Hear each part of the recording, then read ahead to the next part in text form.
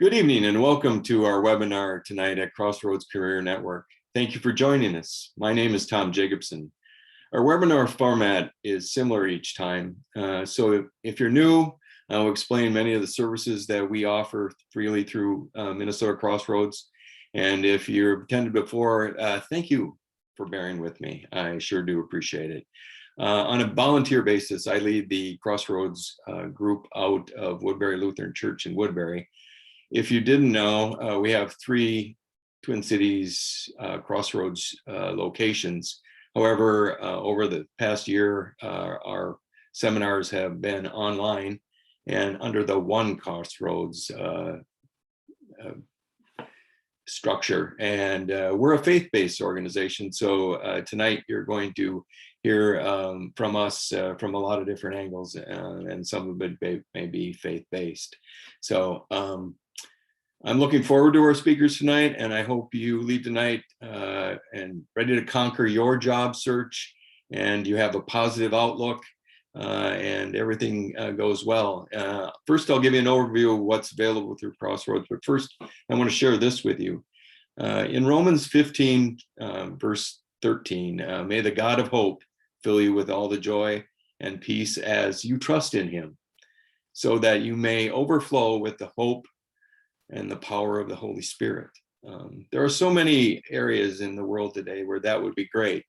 If we were filled with hope and our job search would be more fruitful, our attitudes and our circumstances would be positive, and we would beam with God's love. And in these days, we having God and the power of Holy Spirit with us will give us positive strength to deal with what's ahead of us and lift us up beyond what we've been through and help us stay focused on our job search and hopefully a whole lot more fruitful. So let me open with this prayer, and then I'll give you an overview of what is available through Crossroads. Lord, thank you for bringing us together tonight. Help us to focus on the wisdom that's going to be shared by Brian and John. Give us the patience and attention to form great questions to ask John, to expand our skills and perform in our job search. May the economy continue to grow and provide the abundance of opportunities we're all looking for. May this truly be the beginning of the end of the pandemic. In Jesus' name we pray, amen. So now bear with me as I try to share my screen.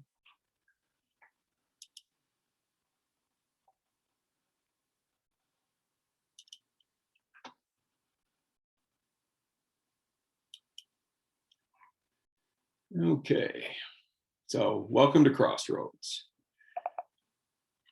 So this is the agenda for tonight. From 7 to 7:15, I'm going to be doing the welcome and introduction and the overview of Crossroads.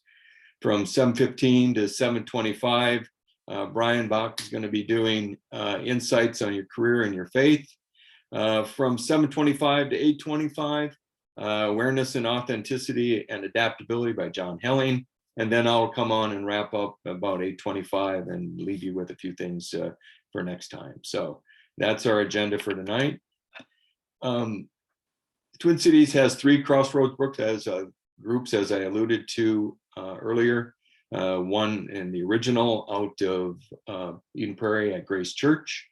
One in here in Woodbury where we're at. And then one in Arden Hills, which is at North Heights Lutheran Church.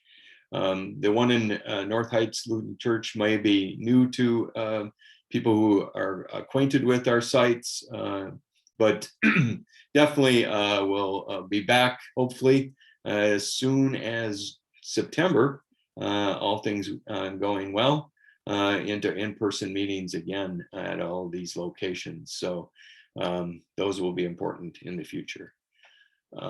For those of you who have been associated with Minnesota Crossroads, we have a great website. As you can see on the screen, it is mncrossroads.com.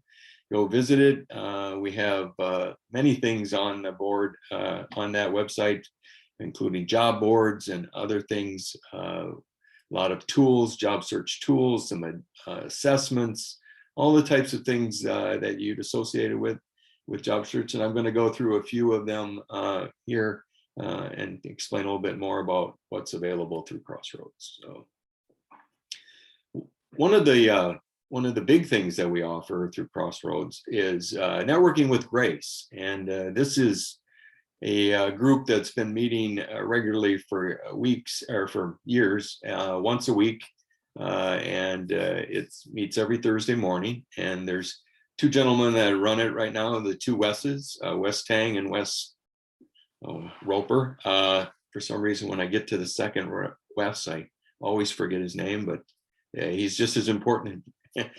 So in my mind, so definitely the two Wes's do a great job of bringing together in this session, which is online, the people who are attending through Zoom, and help them with resources and connections, and trying to really get everybody something to continue their networking journey. And it is a real productive session. The two of them have many resources and really can help people in a lot of different ways. Along with the group, a lot of things come from internal to the group. So if you haven't attended and you are looking to network, or you don't network and you want to learn more about networking, this is a great session. So next Thursday morning, give that a try. Networking with Grace is a great tool to help you in your job search. Online, as I alluded to on our website, we have a one-on-one coaching opportunity. So go online there and sign up for, let's say you need help with interviewing or interview questions, resumes, any of the things that could be equipped with a job search. You could get coaching for through our resources that are volunteering to help with that. So look to our website and sign up for some coaching if you need it to help you in your job search. Now, this can be a difficult task and can have lots of ups and downs, job search. And many times we can all use a little extra help from above. We have a group of people who would love to pray for you and help you in your job search through prayer. Check that out on our website. You can request prayer help, and someone will get back in touch with you and help you understand what you are looking to do through this prayer, and we'll support you in that way. So it can be it can be uplifting for many. And if you need that type of support, check it out on our website and really plug into that and get it going. Online classes, and we call this the bread and butter or the foundation of Crossroads. And it really is our small group classes, and they meet for 8 weeks. They're online like everything else. We'll be going in person whenever we can get that going. Let's hope that's September also.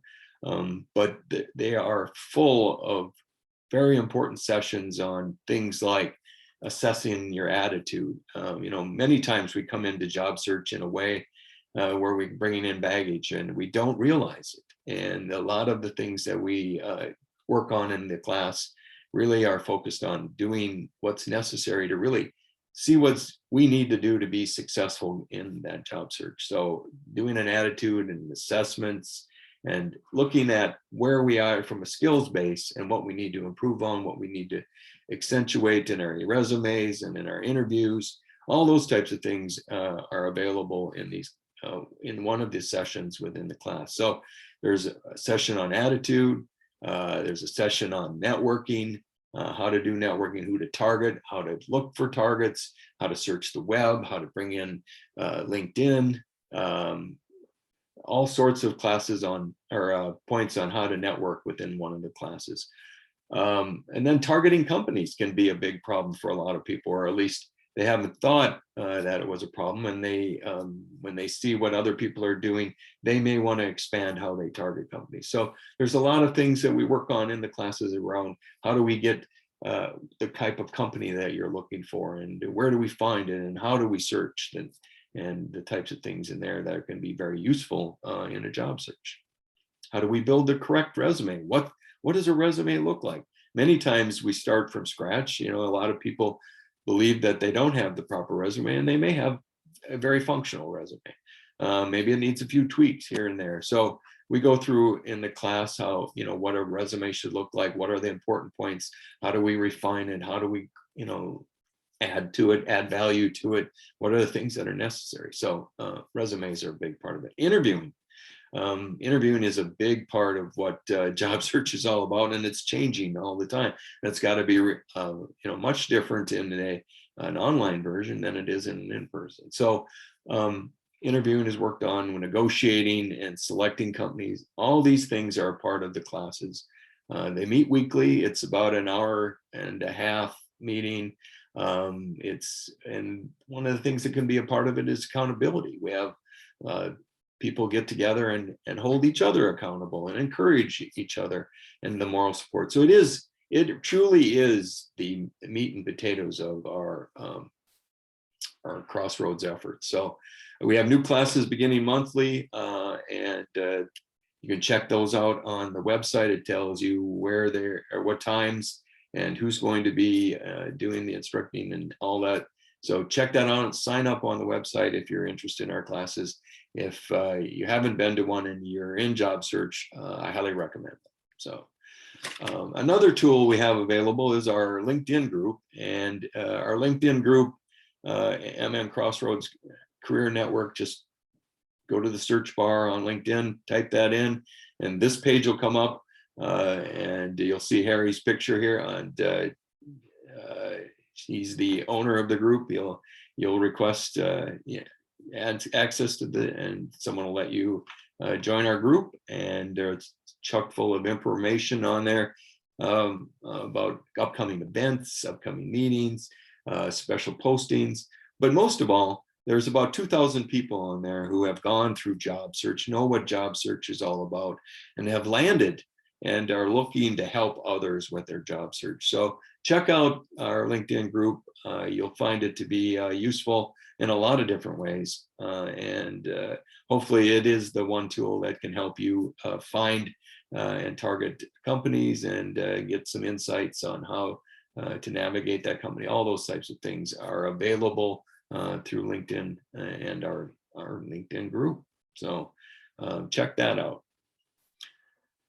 If for some reason you saw on the website a great webinar and you signed up and you somehow weren't able to attend, you can go back and watch it online. We have a lot of these, pretty much all of our webinars are online through our YouTube channel. And again, it is an opportunity to go back and watch things that you've already seen, maybe expand your knowledge on it. So another tool that's available on our website, please go out and check it out.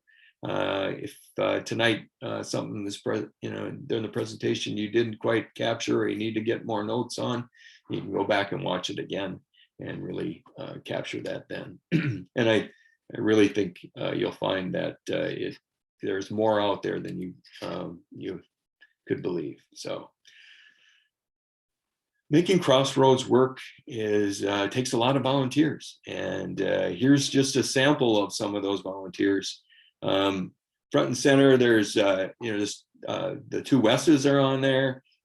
Harry's on there. I'm on there. There's a bunch of other people, all connected with Crossroads, who are on there making this organization work, and they're there to help and assist you in your job search. So it's a big organization with a lot of great people helping with the job search network that we put on. So,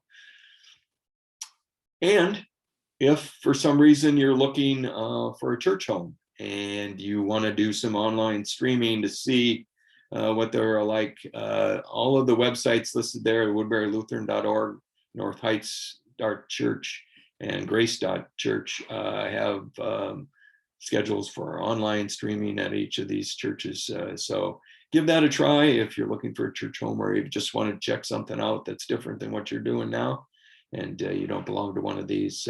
Give that a try. It's certainly worth your time. So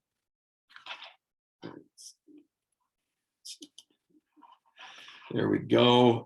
And so that's the Crossroads career portion of sharing of the slides. Now, what we're going to do is we're going to be moving on to hearing Brian Bach and his talk. Brian owns his own search firm and is a partner, and he's going to give you some wisdom on what he's going to talk about now. So I'm going to turn it right over to you, Brian, and let you do the introduction. Thanks, Tom. I appreciate it. Really appreciate some of the things that you said. We'll touch on some of those things. One being conquered your job search, help you conquer your job search. I love that idea, and we'll certainly do our best to help you do that. The other thing is that we have a God of hope, that virtue, hope. It's an important virtue. We're going to touch on that too and why that matters. But before I start, I'll just tell everybody that I'm a 25-year veteran of the executive search industry. And I've worked with a lot of candidates over the years, many unemployed candidates as well in job transition. And I want to tell everybody that there has never, ever been a client of mine that refused to hire somebody because they were unemployed. That is a misnomer. I hear a lot of candidates tell me they didn't get the job because they're unemployed, but that's not true. That has never been a reason. And I'm pretty sure they would tell me if they were concerned about somebody being unemployed, because they won't even invite them in if it actually were a problem. It's not the problem. So I want to tell you straight away, don't let doubt creep in. Don't let the sense or the feeling of not worthy, not worthless, I was rejected. All of those are just patently flat out lies, because it's never an issue. If you're invited in, you're invited in for a reason to an interview process. So know that, and just rest in that. Don't make mistakes because you're anxious about your situation of being unemployed, because it's not a factor to the employer. So maybe to step back and sort of touch on what I experience as a recruiter. When we embark on a search, we might speak to 100 to 150 candidates about a job or reach out to that. And I would say, statistically speaking, 2 to 3% of the candidates that we engage with always show up as the winning candidates. And it's only 2 to 3%, I guess, is the point. And the other point is that 2 to 3% always do the same thing. And so it doesn't matter if they're employed or unemployed, it's they do the same thing. And people are always curious when I say that, well, what is it that they do? And that's the vital part of all of this. So I'm going to talk to you about what unemployed candidates tend to do, and then I'll tell you what the 2 to 3% do. And we'll see what that looks like and why one works and one doesn't. So more often than not, when I have unemployed candidates come to me, I get a really quick analysis of why they are perfect for the job that I'm representing. And it's I shouldn't even say it's quick. It's probably very detail laden, nonstop selling and pushing to me why they're perfect for a job. And that formula happens because of anxiety. I tell unemployed candidates this in interview processes: don't let this happen to you. You're going to be anxious. You're going to want to prove to them that you're perfect for the job. And you're going to go back and tell all these stories that prove it. That never, ever works. And I'll give you an analogy to why that doesn't work. If you go back to your high school years and you remember the guy that walked around trying to get all the girls to date him, and he would tell them, I'm the quarterback of the football team, I'm the A student, I'm the president of the class, I'm this, I'm that, you should date me. Well, that's sort of how it feels when candidates want to sell themselves and push themselves on to me as a recruiter or my clients as hiring authorities. It doesn't work. Ultimately, the 2 to 3% that thrive do something different. And we can go back to that dating analogy. Who were the people that thrived in dating? And I would say it was the gentleman that was a gentleman that cared to know everything about the gal. Who were they? What mattered to them? What did they care about? They took great interest in that person. And taking great interest is infinitely attractive to all of us. Guy, girl, it doesn't matter. The reality is when people take great interest in us, then we become curious about them too, and we reciprocate that. Now, interviews aren't a perfect analogy, of course. course, because there tends to be this, we're going to ask you all about you first, and then we're going to turn around and answer any questions you might have about us. So it's not a perfect analogy, but there still can be curiosity on your part. If you're curious, if they ask you questions and you return with some level of curiosity, you're asking me this question about whatever. It could be some technical question. It could be some leadership-based question. It could be anything. If you ask, you're asking me this question, what is going on with your organization? What is the need that you have, or what are you struggling with around that? Because then they might get a little bit deeper. You're taking some interest in them, and now you're more armed to deal with what's going on at their organization. If you just let them say, give me an example of a time when you had an issue with your boss, how did you deal with it? If you just sort of answer those questions, which sometimes it's okay to do, by the way, but if we can get any clarity, do you have circumstances where that's common, and how has it been handled, or how do you handle things here when that happens? If you're reciprocating some questions back to them, I think it indicates that curiosity. So that's one thing that 2 to 3% do. They don't drive their story at you. They do respond. They want you to know who they are. So there is a response, right? If you're going to ask a question, you have to respond to it. The other thing that they do, by the way, is they don't just respond with what I would consider a what. Well, this is what I did. It gets deeper than that for the 2 to 3%. Yes, they'll tell you what they did, but then they might include a how they did it, or why they did what they did. They get something that's a little bit more personal, a little bit more individual, something that nobody else could say if they answered the question. A lot of people can answer questions with what's, and that what would be sound the same. I drove sales up 50% over the last year. A lot of salespeople can talk about this great, but they never get into the hows or whys or wherefores, and that's where it becomes personal. So you have to personalize the story with hows and whys. So the two components that the 2 to 3% do, number one, they're great at sharing who they are by getting beyond just the what's, those list of stories that are in your resumes, the what you did, what you accomplished, what you implemented, what efficiencies you drove. Everyone does that.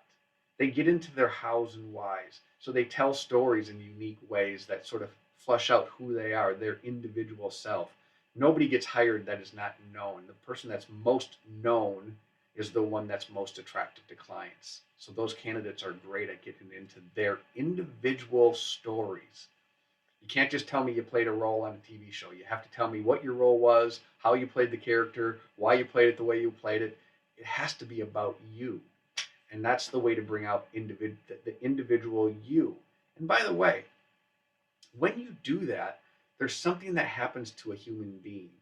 If you believe that we are made in the image and likeness of God, then when you reveal the real you, humans, whether they're spiritual or not, when they feel that somebody's really being real and they're getting a little bit deeper information from that person, that is powerfully attractive to human beings. Again, whether they know it or not, it doesn't matter from a spiritual perspective, but they're getting that glimpse of God, that person that's created in the image and likeness of God. So be great at telling your story, not just what you did, but how you did it, why you did it. Incorporate that into your story.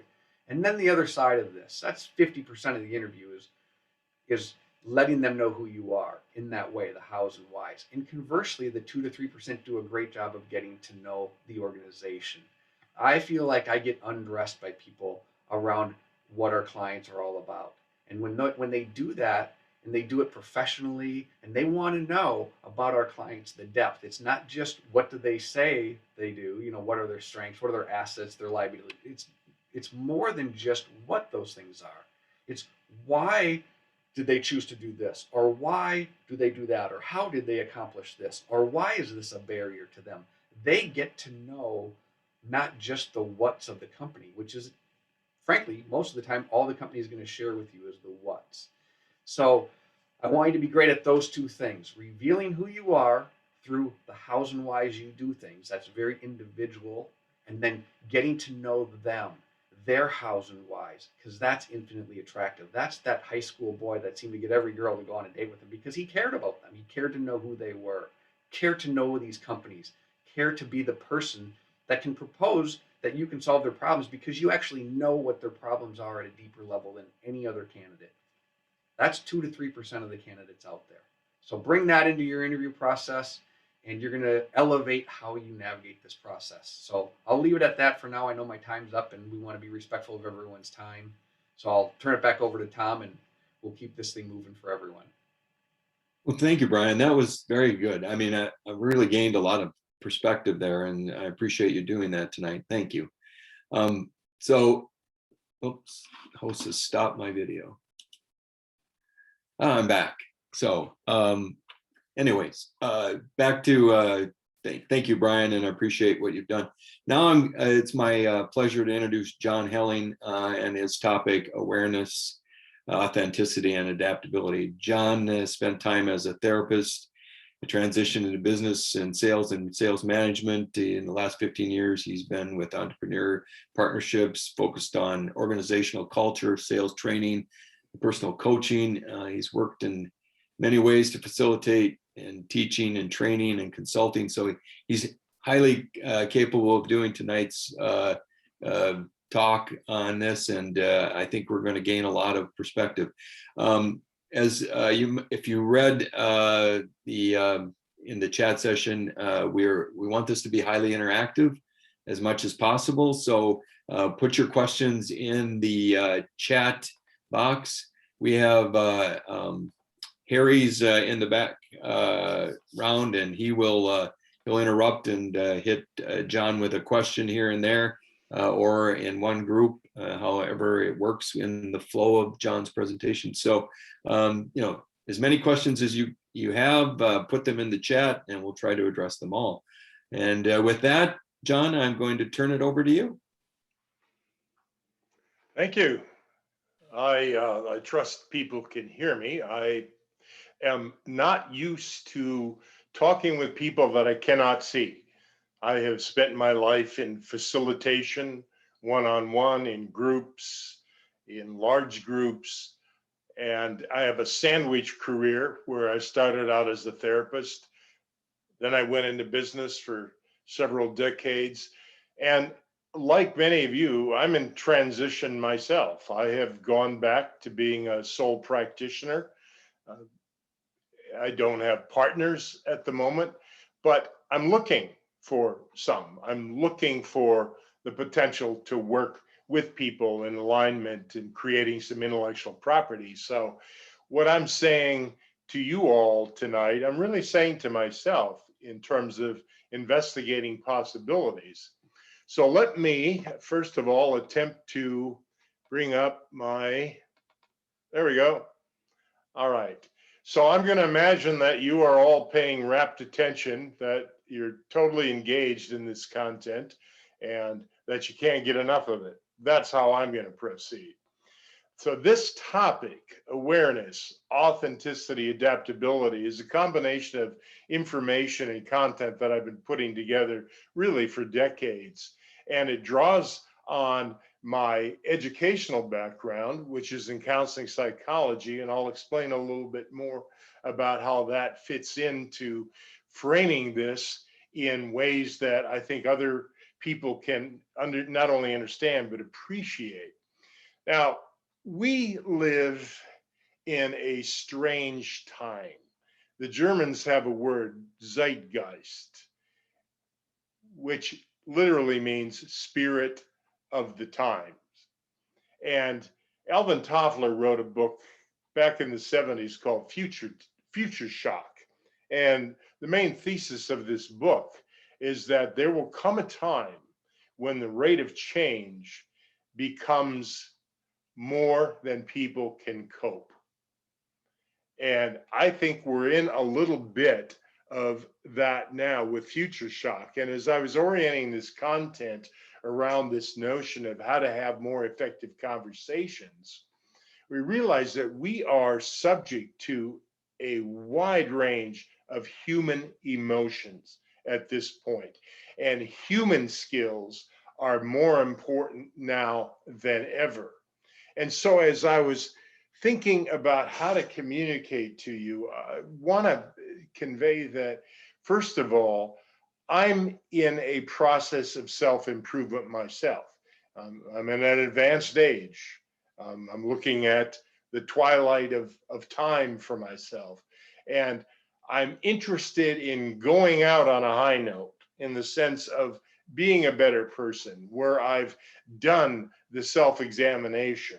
I've looked at the things that I believe, and I've started to refine them into a workable set of principles that I'm trying to live by. Now, conversations are the nexus, the connecting point of all human interaction. And it becomes more and more crucial that we are able to communicate more effectively when we're dealing with people. Awareness, authenticity, and adaptability, they aren't three separate things that are part of this human model that I'm talking about. They are interactive. And the point is that each one of these things is going to increase and improve and grow. The more aware we become, the more authentic we become, and the more adaptable we can become. So why is this important? LinkedIn did a survey, and I think this is particularly pertinent for many of you, where they looked at the top 5 things that employers were looking for in candidates to hire. Now, I can't do much about creativity, but persuasion, the ability to influence and persuade people, is absolutely crucial in almost any job, anywhere. The ability to collaborate. There's even a sense now that there's a separate intelligence called adaptive intelligence, that we become able to, through flexibility and adaptability, work more effectively in new situations. And one I know you've heard of, emotional intelligence, and I'll get pretty deep into that. There was a study, a review of 174 studies in this journal of contextual behavioral science, where they determined the #1 factor is psychological flexibility. And that is what people really need in order to function in the modern world. Emotional flexibility is all about being able to handle the range of human emotions that occur throughout the day, both good ones and bad ones, and then to be able to interpret them within the context of the day so that we do not respond to these emotions inappropriately and they become emotional baggage that we have to carry around with us. Psychological flexibility, I think, is equally vital, which is being open to new experiences, being mindful of the present so that we don't get overwhelmed by negative events, to be resilient, and then to act from values. Now, and a group like this, being a faith-based organization or faith-based effort here, values are absolutely crucial. Now, when we talk about human behavior, there's a little model that I've been toying around with over the last several years, which is that we are on a spectrum, that our personalities are not fixed. We are not labeled in concrete. So if someone says, well, you're introverted or you're extroverted, that isn't the way it is. You will move back and forth on this spectrum. You could become introverted in a certain situation, more extroverted in others. Other areas of personality, such as being open to experience or being agreeable. These are all measurements that are descriptions of observable behavior. And with human skills, we can move, we can improve, we can get better. So we're not static, we have an ability to change. We are not stuck. And that is sort of a background or a foundation that I want to convey before we go too much further. We are also looking to be aligned with ourselves. There's a word, congruent. It's a therapeutic word that we look for in people. And what it means is what people say about themselves and what they actually do are the same. So you want to move these circles so that they are on top of each other. When we look at dysfunction, it's people that are unable to carry out their intentions. And the slide before talked about the whole range from being dysfunctional to be fully functional. And what we should strive to be as humans is to be as good as we can in all of the important areas so that we can fulfill our desires about the life we want for ourselves. So the framework behind interpersonal skills are the social intelligences. And I went too far there, so let's just hang on a second. So social intelligence, emotional intelligence, conversational intelligence. When those things are firing, others will feel more confident about you. They'll see you as reliable. They'll see that you can be trusted, that you are validated with truth and facts, and that you're an honest person. Now, there are three main schools of thought about changing behavior or becoming, on the path of personal development. Should we change our emotions in order to change behavior? Should we change our thinking in order to change behavior? Or should we just focus on the behavior itself and just change that? Well, I think all three of these things are interactive. Emotions do affect our thinking, but then thinking affects our emotions. Thinking affects our behavior. Behavior affects our emotions. You get the point? Well, what's going on here? So let's talk about the science of behavior. We're going to go just a little bit into this notion of how the brain functioning works and how it will affect our ability to interact. And in the context of tonight's talk, our ability to have good conversations. So the limbic system and the cortical system. There's a tendency to think about the limbic system as the bad part of the brain and the cortex as the good part of the brain, but that's not really the case. Now, the amygdala is your guard dog, and let's use a contemporary example. There's a tiger walking around Houston, Texas. I don't know if they've caught it yet, but let's just say you're out for a stroll in your neighborhood and you see a tiger. Well, what is happening is before your cortex says, hey, there's a tiger over there, the limbic system, the amygdala, the little part of the brainstem, is already shooting you full of adrenaline because it doesn't need to formulate a conceptual model of what a tiger is. The limbic system says there's a tiger there and you got a problem. And it triggers adrenaline, which triggers the fight, flight, freeze response. And I don't know if you can outrun a tiger. I'm thinking you can't. So you might be in real trouble there. But the limbic system has been vital through all of the development process of humanity because it's been able, it warns us about the harshness of the environment, lions, tigers, bears, but also keeps us from unpleasant situations.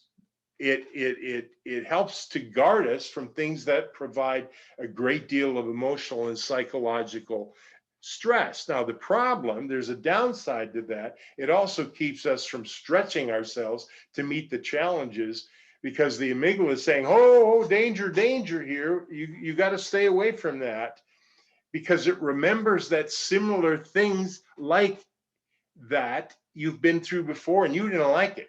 You were stressed out and it's unpleasant. And these unpleasant memories are stored in the limbic system, in the amygdala. And it contributes to things like triggers, where there's a memory somewhere in your unconscious that, oh, you had a real problem with that. And this looks similar. So, Bob, we got to keep you away from this. That's what the limbic system is doing. And it's beyond our ability to be rationally aware or control it. But thankfully, we have a developed brain called the cortical system or the prefrontal cortex, where we're processing information, reasoning, problem solving. And it's not fully developed, probably until about age 25, which is why people do some very strange things in high school. But this is the part of the brain that you can train to make more functional. In the context of our conversation tonight, it's about how do we talk better with people when we need to. So, a little bit of brain science, but here's something that's perhaps even more useful to you. And this is what psychologists have devised a conceptual model called System 1 and System 2, popularized by Daniel Kahneman in his book, Thinking Fast, Thinking Slow. So if you got nothing to do for the next 24 hours of your life, read the book. It's 500 pages and it's a pretty deep slog. But what he popularizes is that our instinctual part of our behavioral makeup is about 95%. It's unconscious, it's fast, it associates memories, and it's basically being on autopilot. And we need that part of our brain because we couldn't get through the day. This behavioral model illustrates how automatic processes we use every day to function. Without the ability to have that kind of going in the background, we wouldn't get anything done. So they're very efficient. But System 2 is more rational. Now this takes some effort. It's slower, it's logical, and it's lazy in the sense that a lot of times it doesn't want to do it. It wants to rely on the automatic systems, and this is where we can get into trouble. But it is where we can also make the greatest progress to change our behavior and grow as individuals. So because of the energy required to work in System 2, sometimes System 1 takes over. And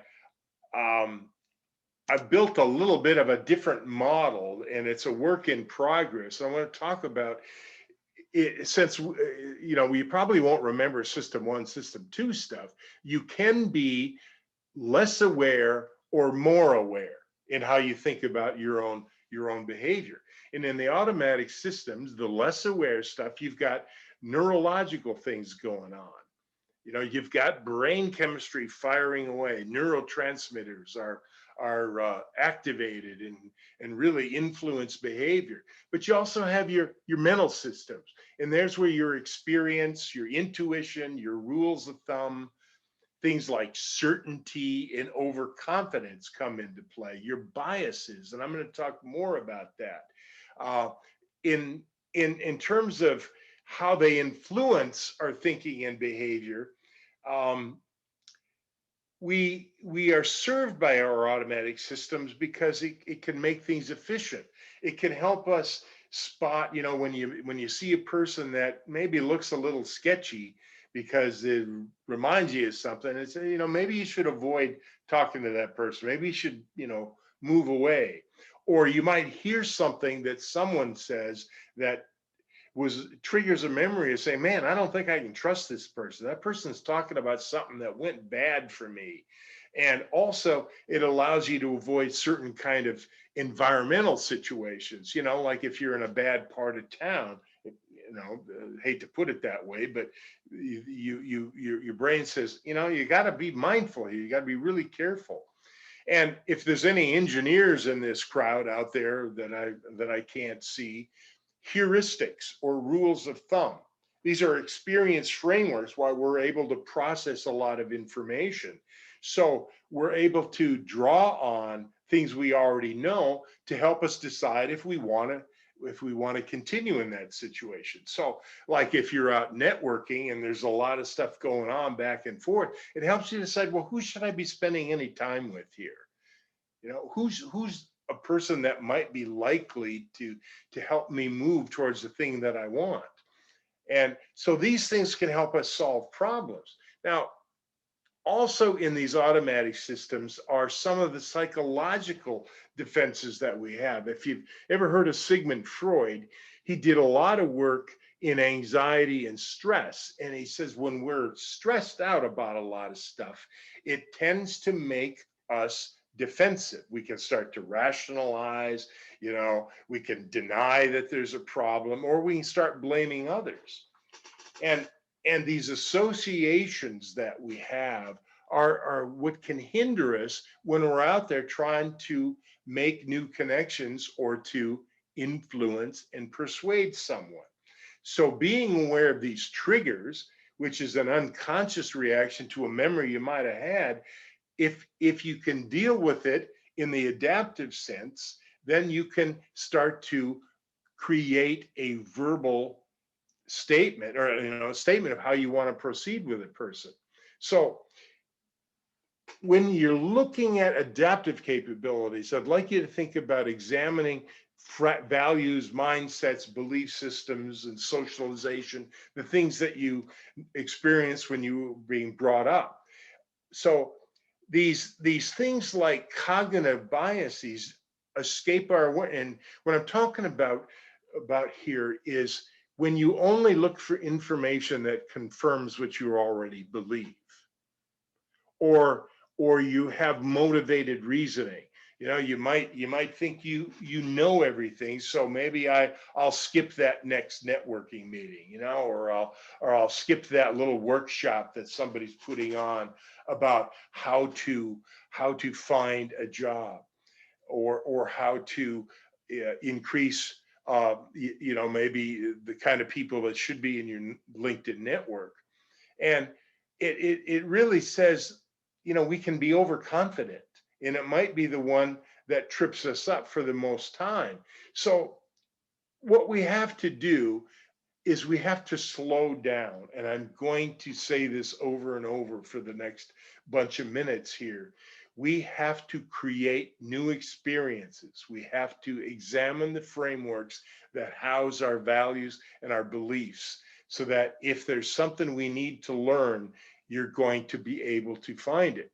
So we can be more deliberative, we can learn to adapt, and we can replace the kind of scary experiences in the primitive system, the amygdala system, with more thoughtful and usable. And by creating new experiences, you create different connections in your brain that you can draw on, and they can actually become more automatic over time and very useful to you. So what you want to do is make sure that your mindsets aren't corrupted with negative thoughts, anger, hatred, bigotry, and all that stuff, because that can stimulate those stress hormones, adrenaline and cortisol, and it can be kind of a toxic loop. So when people say, you got to approach things with a positive frame of mind, what they're really saying is you got to be working in the part of the brain that is going to enable you to solve problems. So by being more positive, it does create an opportunity for the positive happy hormones, as people sometimes call it, to be activating in your brain. So to not be knee-jerk reaction when we're out there dealing with people and talking with people. We want to bring the unconscious to conscious. We want to be more self-aware, and we want to recognize when our reactive states are being activated. Now, there are a number of ways by slowing down that we can improve our capabilities. And one of the things we can do is we can learn how to relax. That stress and calmness cannot occur in the same frame. You can't be both at the same time. And there are a lot of ways you can do that. Mindfulness, spirituality, relaxation techniques. Many of you probably know how to do that. Or you can go with thinking restructuring and reframing through the sort of support of, say, a therapist or a behavioral coach, such as myself. That's what I do. So what we're looking at here is social intelligence, emotional intelligence, conversational intelligence. Now, let's figure out how to do that.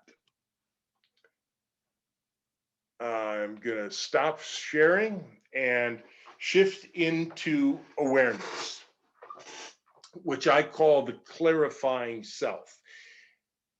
Conversations are a two-way street, and the notion of us being aware, or say in your case, you being aware, is only one part. The other person needs to be aware. Otherwise, you have what's called a cross transaction, but a lot of times that isn't the case. The other person isn't. Now, there's a book written by an organizational psychologist, Tasha Eurich, called Insight. And she found that 95% of people think they're self-aware. 95%.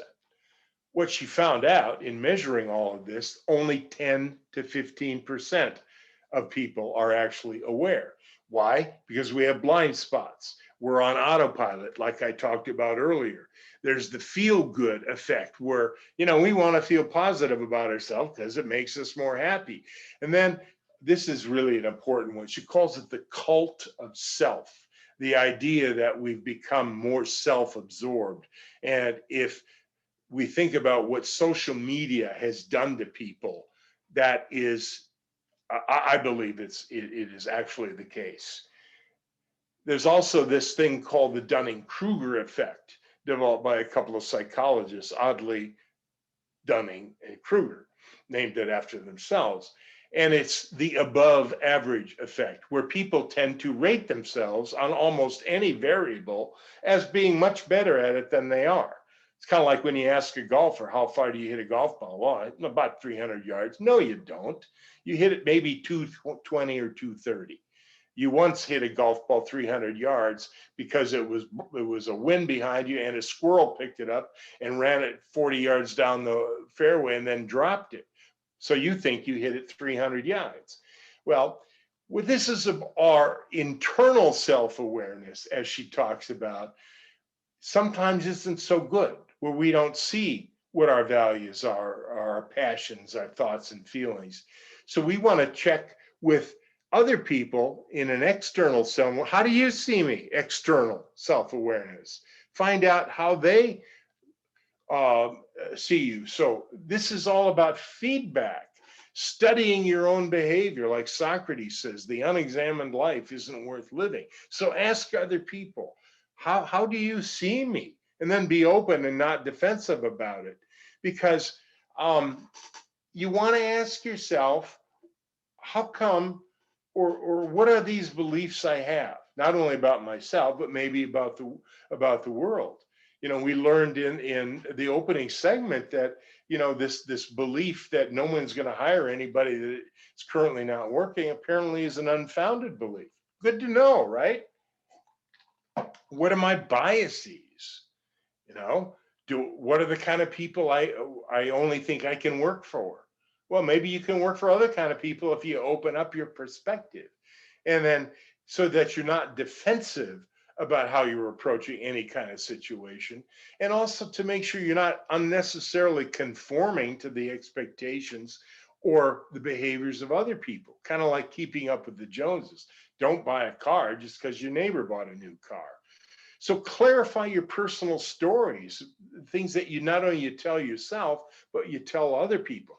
Do a personal gap analysis. You know what a gap analysis is? It's the difference between where you are and where you want to be, or how I am, how I'd like to be.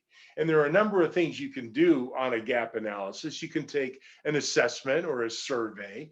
If you haven't taken Strength Finders, by all means, do it and work with somebody that can help you interpret it.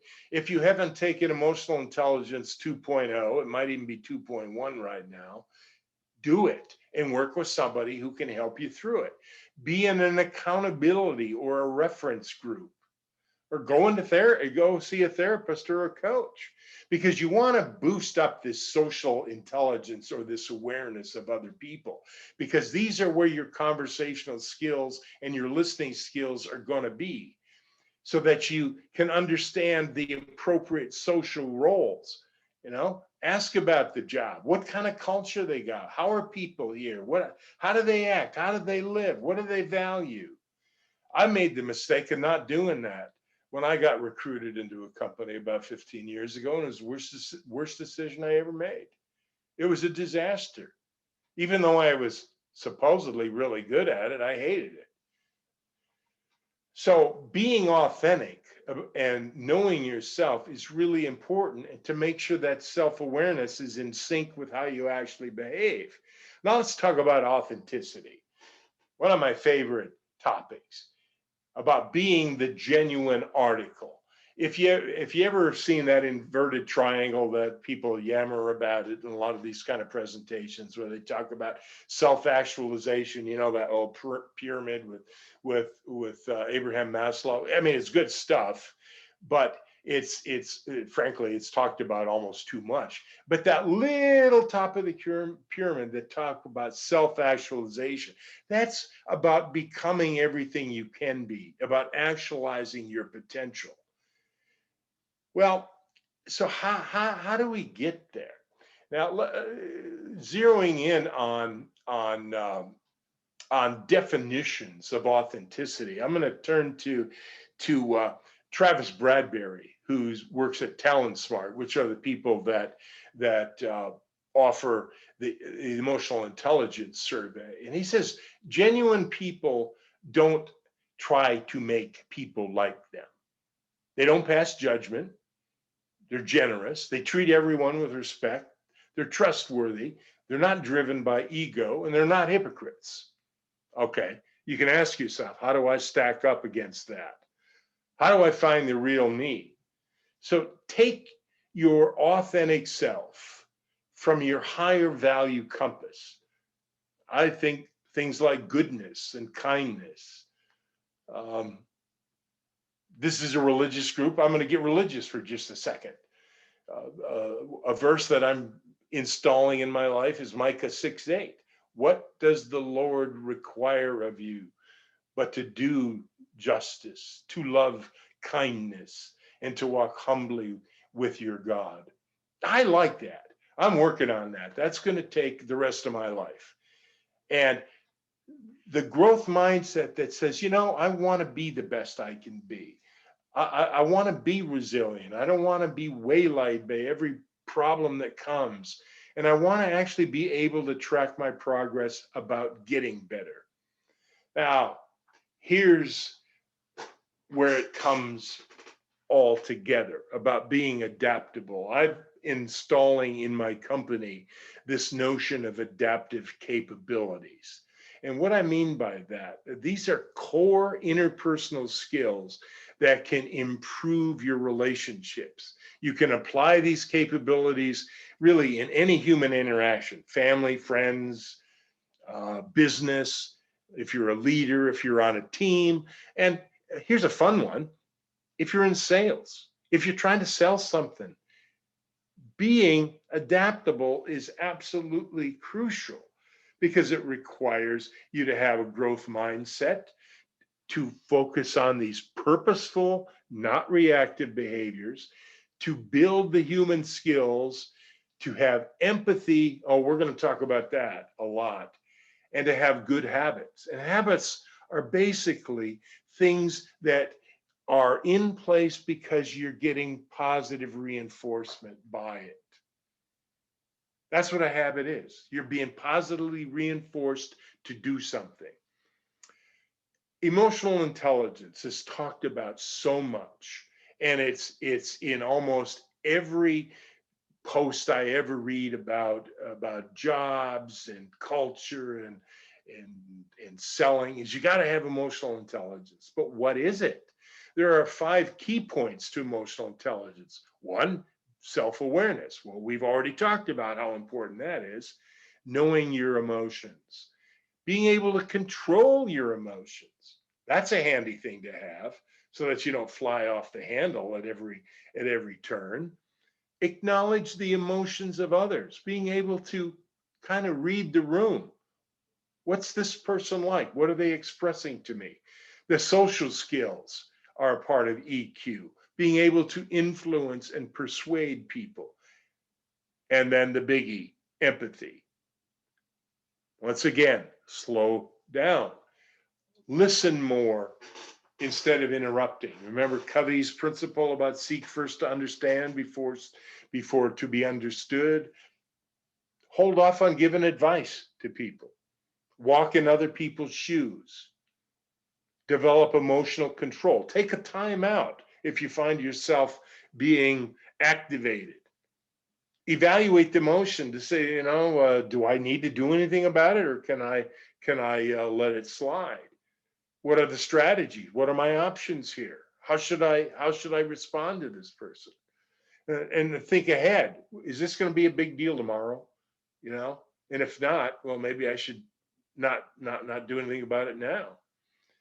And we also have to be cautious about our Western American values, which say, put yourself first, think of yourself first, be me first, be me, you know, that kind of stuff. So slow down with a self-check. Is this a memory? In this conversation, am I being triggered? Is someone challenging me? You know, I don't like that. So how did I handle it last time? What could I have done differently? And then understanding that you got brain stuff going on and you got physical stuff going on. What's happening? Is my heart racing? Am I getting tense? Am I getting agitated? Am I about to raise my voice? You know, because it's really helpful if you can't get your point across to talk louder. We all know that. Am I getting physically intimidating? I'm a large guy. I have to be aware of that. Or am I being assertive to the point that it's more like aggression? And what am I expressing? A smile or a frown? So once again, by slowing down, we're able to evaluate the emotion to find out how intense it is and whether it's good or bad and what I should do about it. Now, I'd like to put it all together in the last part with conversational intelligence. And this is a brilliant model that was put together by Judith Glaser, the late Judith Glaser. She's not with us anymore. And she was a self-described organizational anthropologist. I would like that job. That sounds like it would be a lot of fun.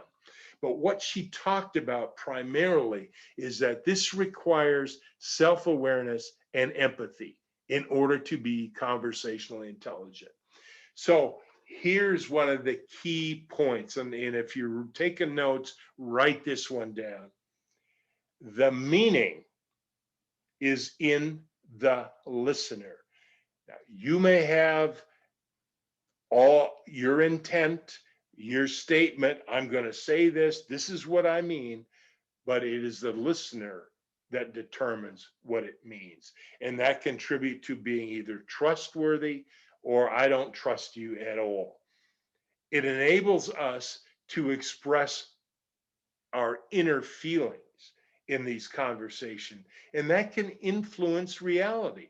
By a proper conversation that is well crafted and structured and is based on empathy and self-awareness, you can actually influence how the reality is going to progress, and it can stimulate growth and innovation. It also affects neurochemistry.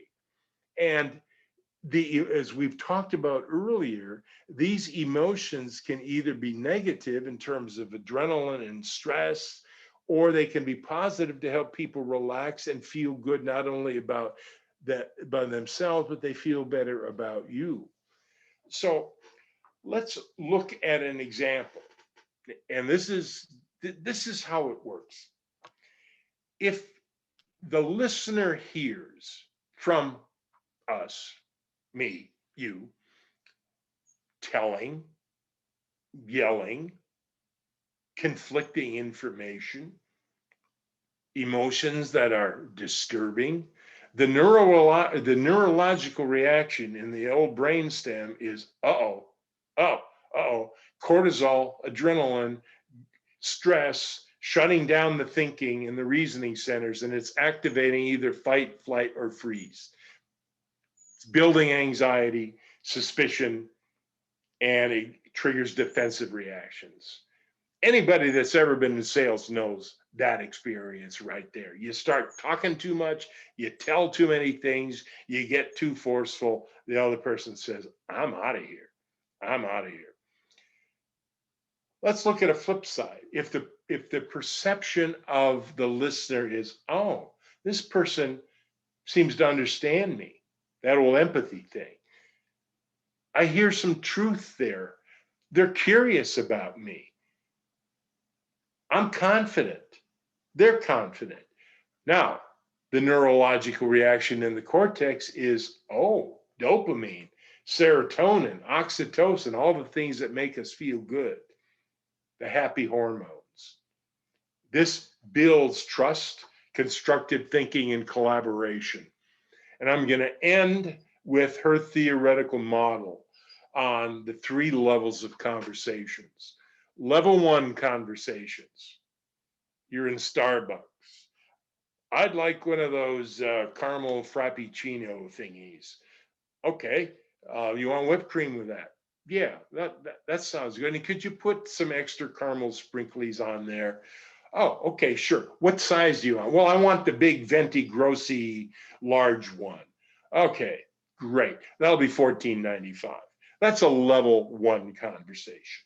We have them all day long. They're essentially meaningless. They just help us get through the day and get stuff done. Level 2 conversations are the kinds of things we're at networking events where 2 people are sort of listening to each other. They're asking a couple of questions. Hi, my name is John. Oh, I'm Bill. And then a second later, you can't remember Bill's name. But you're thinking about what you got to talk about, which is you. You got to give them all the information about yourself.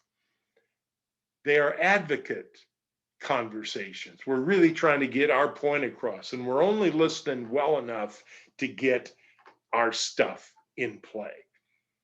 Well, when she talks about level 3 conversations, these are where meaning occurs. This is dialogue.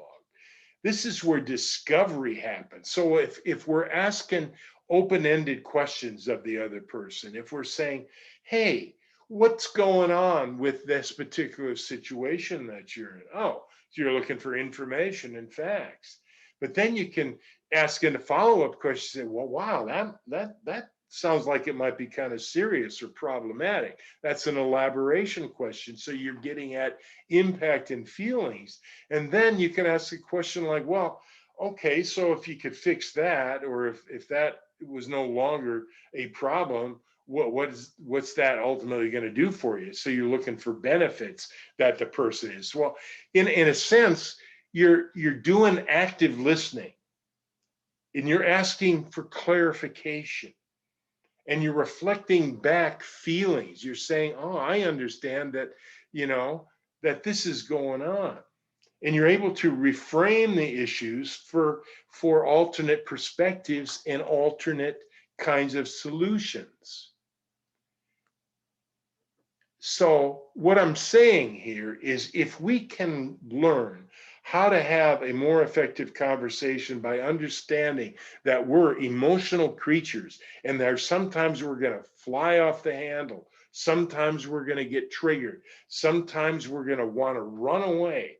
But if we can recreate a strategy verbally that uses the kind of empathetic response, I think we're going to get farther. And that's basically what I wanted to share.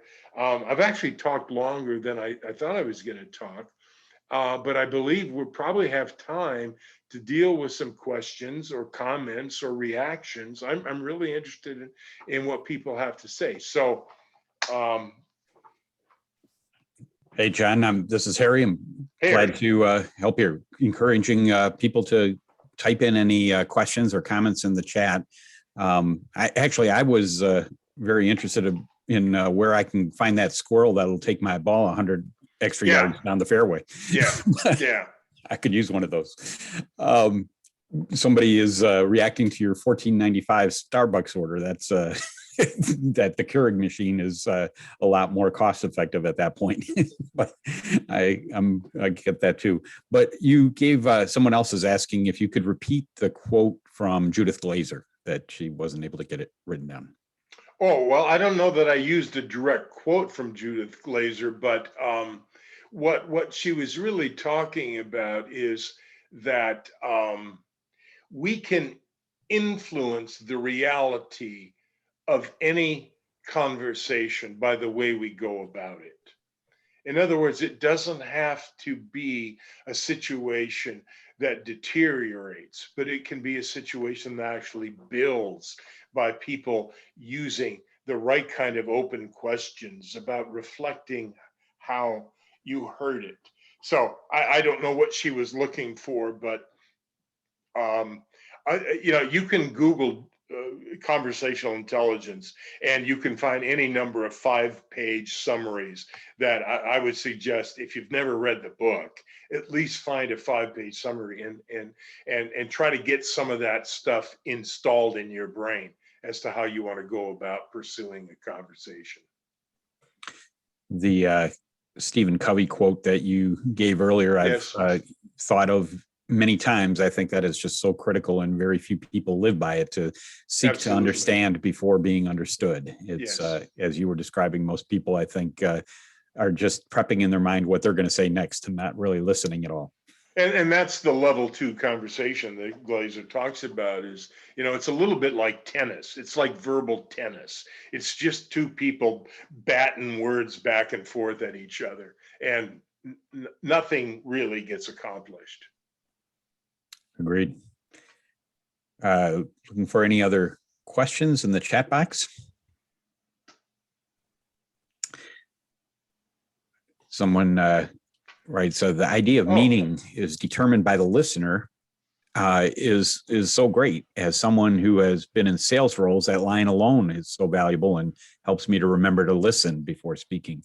Well, and even more generally, anybody who's ever been in a relationship, whether it's your spouse or your partner, boyfriend, whatever, these kinds of arguments, all we have to do is think about when a conversation went from good to bad in about 10 seconds. And it's because the meaning that I thought I was conveying, that's not what the other person heard. Exactly. I agree. This was very helpful, Jon. I'm hoping others are going to chime in here as well. But it took a lot of things that I think a lot of us know and believe, but we don't practice very well. And so just the awareness, as you mentioned, and self-awareness and that emotional intelligence to listen is so critical. Well, and these are things that you work on the rest of your life. I mean, I'm not gonna sit here and say, hey, I got this all figured out. No, this is life processes. Now, it also happens to be the stuff that I was taught in my graduate program, and in my work as a therapist was all about this. But I'll tell you, when you're out there randomly interacting with people, it's tough it's tough to speak at this level because everything gets in the way. It's like the best laid plans, they just go awry. Here's a question. Yeah.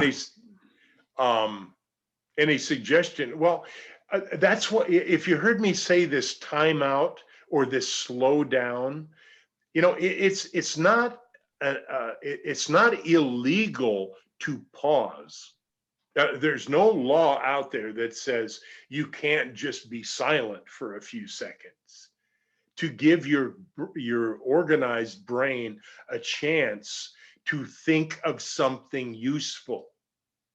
I mean, that's the whole thing about System 1 and System 2. In order to activate System 2, you have to slow down. Okay, here's regarding self-assessments. Do I recommend let's see, maybe I can pull that one up. Well, yes, I did mention, regarding self-assessments, do you recommend anything else in addition to Strength Finders? Emotional Intelligence 2.0. I think everybody should take that. But, I'm not as big on self-assessments as I am with just having a trusted person to give me some feedback. Someone that I like, someone who likes me, where there's high confidentiality. Talk back and forth. How do you see me? I mean, frankly, that's what therapy is, by the way. Therapy is not about assessments. Therapy is about the dialogue. It's about getting the person to have an aha moment, a discovery, so that a new idea can possibly take root in that front part of the brain. As a recruiter for the last 30 some years and interviewing a lot of people and witnessing interviews, I've found too that people, have this perception that they need to tell everything about themselves, but the best interviews are actually ones where they're asking as many questions as the employer is, that they're curious and interested and want to understand the environment and not just trying to tell all about themselves. That's what Brian was alluding to earlier as well, but asking a lot of questions goes a long way to build relationship, to understand yourself and actually make a better impression. Well, what you've just really highlighted is it creates a sense in the other person that you're actually interested in them. Exactly. Curiosity, the right kind of curiosity is a tremendous tool. And if we can learn how to use that in the way we approach people, and there's an art to all of this. Yes, this is the kind of stuff you practice. So if you got an interview coming up, if you have that trusted person, you can practice this kind of stuff. Agreed. And it's been harder this past year with online communication and Zoom. It's much easier to interact and relate to people, I think, when you're face to face and live in person. We're human beings. I mean, our entire history was interrupted March 2020. We were never taught how to do this stuff remotely. Every interaction most of us have ever had has been in person. Agreed. Seems like we don't have any other questions. I'm going to bring Tom back in and he can help us wrap things up. All right. Well, thank you, John. That was very interesting. There was a lot of stuff there to grapple with and actually to take away, and then actually do some research as an individual on what little parts that you can take away and actually start practicing, because the critical listening and all the types of things that you were talking about, we don't always have awareness of. That's true. And I appreciated a lot of what you were saying. I was trying to listen with an open mind so that I wouldn't prejudge what you were saying, because a lot of this we've heard in different contexts, but we don't always put it into the context that's the learning context that we have to take it into and really put it into practice the next day and the day after that and the day after that and the day after that. Like you said, it's a lifelong pursuit. It's not something you're going to turn on overnight. Right. So it was very, very, very good and thought-provoking. So I do appreciate it. Thank you for your time. I want to thank everybody for their time. Brian, who was here and delivered how to, conquer the interview. 𝘼𝙬𝙧𝙚 for what he does all the time, making sure everything comes off without a hitch. Thank you for handling the questions, Harry, and just for handling the big board. That was great.